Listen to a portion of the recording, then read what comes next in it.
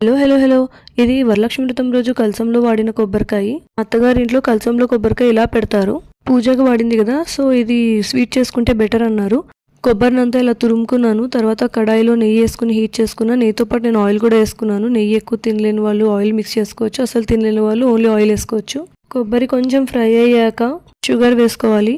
దీని క్వాంటిటీ ఎంత అంటే ఇప్పుడు 4 cups ఆఫ్ కోకోనట్కు 1 + 1/4 ఆఫ్ షుగర్ని యాడ్ చేసుకోవాలి. షుగర్ మొత్తం మెల్ట్ అయ్యే వరకు కలుపుకుంటూ ఉండాలి, లేకపోతే కింద అంటుకుపోతూ ఉంటుంది. కానీ ఇక్కడ నేను ఎందుకో ఎంత ట్రై చేసినా సరే షుగర్ ఎక్కువ మెల్ట్ అవ్వట్లేదు. షుగర్ మెల్ట్ అయితే కొంచెం పాకంలాగా వస్తుంది, అప్పుడు లడ్డూలాగా చుట్టుకోవడానికి ఈజీ అవుతుంది. స్టవ్ ఆఫ్ చేసే 1 minute ముందర ఇలాచీ పౌడర్ వేసుకుని బాగా మిక్స్ చేసుకోవాలి. ఆ తర్వాత చల్లారిపోకుండా ఉండలు చుట్టుకోవాలి. నాకు షుగర్ పూర్తిగా మెల్ట్ అవ్వక ఇలా పొడి పొడిలాడుతూ వచ్చింది, క్రంచీ క్రంచీగా. టేస్ట్ అయితే చాలా బాగుంది, కానీ డిజాస్టర్ రెసిపీ అయిపోయింది నా చేతిలో. ఎక్కడ మిస్టేక్ జరిగిందంటారు? మీకేమైనా తెలుసా?